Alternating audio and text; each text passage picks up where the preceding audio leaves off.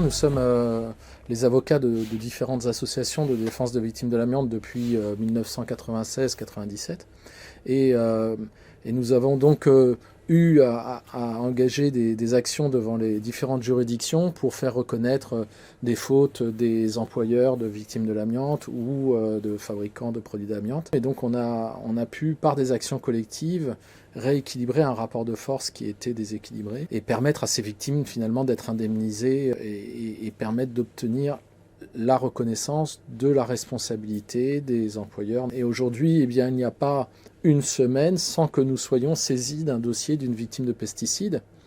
Et on se rend compte de l'ampleur du désastre social et sanitaire que cela représente.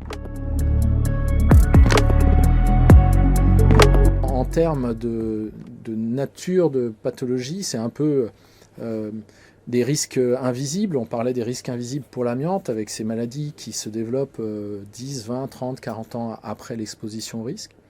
Et on retrouve ce risque invisible pour le pesticide. Puis autre point de comparaison, c'est l'organisation du lobby. Le lobby de l'amiante d'un côté en 1982 avec le comité permanent amiante qui a organisé la désinformation des victimes, la stratégie du doute. C'est-à-dire, est-ce que l'amiante est si dangereux que ça? Est-ce qu'il ne faut pas distinguer telle fibre ou telle fibre? Et puis dans l'affaire des pesticides, eh bien, je retrouvais les mêmes mécanismes à travers l'UIPP, cette organisation de la désinformation sur la dangerosité des pesticides, et puis aussi cette volonté de culpabiliser l'utilisateur ou le salarié. Dans l'affaire de l'amiante, il n'y a pas de produits dangereux, mais il y a de mauvais salariés qui ne se protègent pas suffisamment. Dans l'affaire des pesticides, il n'y a pas de pesticides dangereux, mais il y a des utilisateurs professionnels qui n'appliquent pas des règles de sécurité. Dans l'affaire de l'amiante, les victimes ont été nombreuses assez vite finalement et elles étaient regroupées dans des sites industriels importants. Sur ces sites industriels, il y avait une organisation syndicale qui était présente le plus souvent et qui a pu assez vite faire le relais et faire le lien entre les différentes victimes de l'amiante. Et le rapport de force a pu s'engager avec les responsables par cette mobilisation des victimes autour des syndicats qui existaient déjà, qui ont été à l'origine de la création d'associations de victimes de l'amiante. Lorsque nous avons été saisis des dossiers de pesticides, assez vite nous avons compris qu'il y avait un isolement. Il y avait une pollution un peu diffuse, c'est-à-dire des pesticides un peu partout, qui pouvaient contaminer à la fois des salariés agricoles, des exploitants agricoles, des riverains, et également une absence d'organisation des professions qui aurait pu permettre cette mobilisation.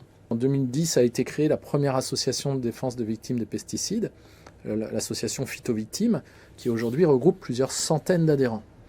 Et parallèlement à ça, une autre association s'est créée en Bretagne, le collectif de soutien aux victimes des pesticides de l'Ouest, qui a organisé des mobilisations collectives, des actions collectives et également le fait que les victimes se regroupent et puissent agir ensemble. Pour ce qui concerne l'amiante, en fait, les premières publications sur la dangerosité de l'amiante et les conséquences de l'exposition à l'amiante datent de 1905-1906, mais c'est en 1930 qu'on a une véritable étude dans la revue de la médecine du travail sur les mesures à prendre pour protéger les salariés, sur les conséquences d'une exposition à l'amiante, et puis ensuite plusieurs publications scientifiques qui vont aboutir en 1945 à la création d'un tableau de maladies professionnelles concernant l'amiante, qui permet d'obtenir une présomption de causalité pour des salariés victimes de l'amiante.